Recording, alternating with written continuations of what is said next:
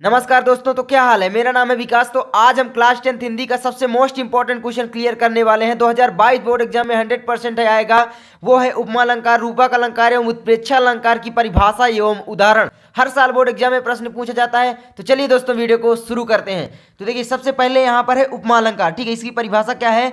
जहां किसी व्यक्ति या वस्तु की किसी अन्य व्यक्ति या वस्तु से समान गुणधर्म, स्वरूप आदि के आधार पर तुलना की जाती है, वहां उपमा अलंकार होता है। अब इसका मतलब सीधा सा है कि जहां पर तुलना की जाए। उपमा का अर्थ ही होता है समानता या तुलना करना, सिंपल सी बात। ठीक है, तो अब यहां पर है कि जहां पर तुलना की जाए वहां पर उपमा अलंकार होगा ही होगा। जैसे यहां पर मैं आपको बता दूं, राधा के चरण गुलाब के समान कोमल हैं, उदाहरण है। लेकिन यहां पर आप देखो, सिंपल सा है कि राधा के चरण जो हैं वो है गुलाब के समान कोमल। इसका मतलब क्या है कि गुलाब के समान कोमल है। यहां पर तुलना किसकी की गई है। राधा के चरण की तुलना किससे की गई है, गुलाब से की गई है।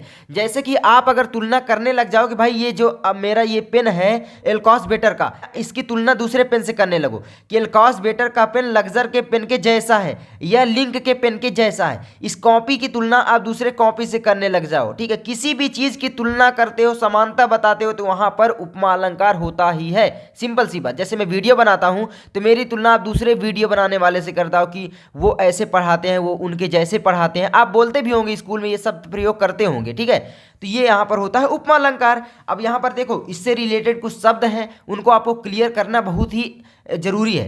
तो सबसे पहले यहां पर है उपमेय। उपमेय क्या होता है भाई साहब। तो यहां पर ध्यान देना, जो उपमेय होता है वो होता है जिस वस्तु की समानता बताई जाती है, जिसकी समानता क्या है बताई जाती है, वो होता है उपमेय। यहां पर क्या है, राधा के चरण गुलाब के समान कोमल है, किसकी समानता बताई जा रही है भाई, उपमेय। यहां पर राधा के चरण हो जाएगा। ठीक है, क्या है, राधा के चरण। तो यहां पर आप लिख सकते हो कि राधा, ठीक है, के चरण, ये क्या है, उपमेय।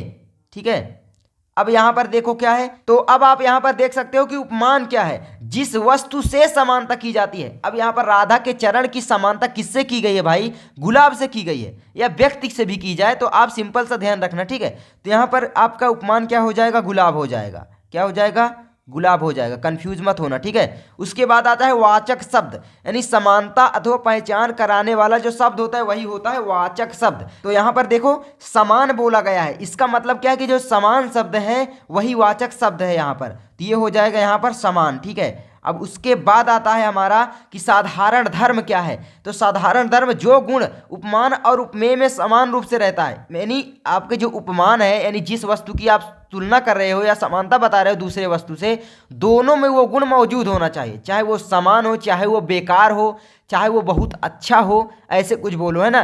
तो दोनों में वो गुण अगर मौजूद रहेगा तो वही आपका हो जाएगा साधारण धर्म। यहाँ पर कौन सा साधारण धर्म है, कोमल, क्योंकि भाई राधा के चरण भी कोमल है और गुलाब भी कोमल है। तो इसका मतलब कि क्या है, दोनों ये जो मिल रहे हैं वो यहाँ पर सीधा कोमल में आ रहे हैं। तो यहाँ पर ये हो जाएगा। उसके बाद अन्य उदाहरण भी है, हरिपद कोमल कमल से। यहाँ पर आप जल्दी बताओ, हरिपद कोमल कमल से, किससे भाई, कमल से कोमल है। तो इसका मतलब क्या, हरिपद उपमेय हुआ, कोमल तो भाई आपका साधारण धर्म हो जाए क्योंकि दोनों कोमल हैं। सिंपल सी बात है यार, आपको समझना काफ़ी इंपॉर्टेंट है ये सारी चीज़ें, ताकि आपको हमेशा याद रहे। और मैं आपको एक बात बता दूं कि बोर्ड एग्जाम में जो पूछा जाएगा वो केवल परिभाषा और उदाहरण पूछी जाएगी। तो आप परिभाषा एवं उदाहरण बस याद रखना। इतने सारे मैं आपको बता दिया हूँ, अगर चाहें तो लिख सकते हैं। ठीक है, 2 नंबर का आता है और एक परिभाषा पूछी जा सकती है और एक आपसे पहचानने के लिए पूछा जाता है। इसलिए तीनों को आप प्लीज तैयार रखें ताकि आपके 2 नंबर यहाँ से क्लियर हो सकें। ठीक है, तो 2 नंबर आपके बिल्कुल क्लियर होंगे। यहाँ से आगे रूपक अलंकार की बात करते हैं। ठीक है,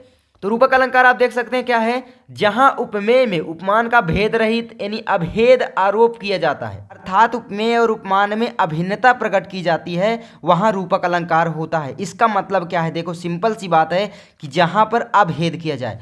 यहाँ पर क्या था उपमा अलंकार में कि भाई भेद बताई जाए या समानता बताई जाए, लेकिन यहाँ पर अभेद किया जाए कि दोनों में भाई कोई भेद नहीं है। ठीक है, यहाँ पर होगा आपका रूपक अलंकार। जैसे कि यहाँ पर उदाहरण है, मुखचंद्र तुम्हारा देख सके मन सागर मेरा लहराता। ठीक है, और उसके बाद है हरि जननी में बालक तेरा, मुनिपद कमल बंदिदो उभराता और चरण कमल बंदव हरिराई। तो ये इतने एग्जाम्पल हैं, आप इनमें से कोई भी एक तैयार कर सकते हैं। ठीक है, तो आप इसको तैयार कर लीजिए। ठीक है, अब चलिए मैं बढ़ता हूं आगे। अगला जो हमारा आता है वो आता है उत्प्रेक्षा अलंकार। बिल्कुल सिंपल सा है कि भाई जहां उपमेय में उपमान की संभावना की जाए वहां उत्प्रेक्षा अलंकार होता है। उत्प्रेक्षा का मतलब ही होता है उद्भावना, अनुमान या संभावना। संभावना का मतलब होता है अनुमान लगाना, तभी तो हम संभावना करते हैं कि लगभग है ना, ये सारी चीजें, ये सब शब्द का प्रयोग करते हैं। तो यहाँ पर हो जाता है जहां उपमेय में उपमान की संभावना की जाए वहां उत्प्रेक्षा अलंकार होता है। मनु मानो, जनु जानो, मनहु जनहु आदि उत्प्रेक्षा के वाचक शब्द हैं। अब यहाँ पर पहचानने के लिए अगर आ जाए और ये शब्द मिल जाते हैं आपको वहाँ पर, तो आप सिंपल सा समझ लेना कि वहाँ पर उत्प्रेक्षा अलंकार होगा। ठीक है, अगर ये शब्द मिल जाते हैं मनु मानो, जनु जानो और मनहु जनहु, ये तीनों प्रकार के अगर शब्द मिलते हैं तो आप याद रखना क्या होगा वहाँ पर, उत्प्रेक्षा अलंकार। अब यहाँ पर एग्जाम्पल है, सोहत ओढ़े पितुपटु श्याम सलोने गात, मनो नीलमणि शैल पर आतपु पर्यो प्रभात। और आप अपने से एग्जाम्पल सरल सा ढूंढ सकते हैं जो आपको जल्दी याद हो सके। तो आई होप गाइस आपको ये वीडियो अच्छी लगी होगी। अगर वीडियो अच्छी लगी तो प्लीज़ वीडियो को लाइक कर देना, चैनल पर नए हो सब्सक्राइब कर देना। आपका विकास भैया मिलता है अगली वीडियो में, तब तक के लिए जय हिंद, जय भारत, वंदे मातरम।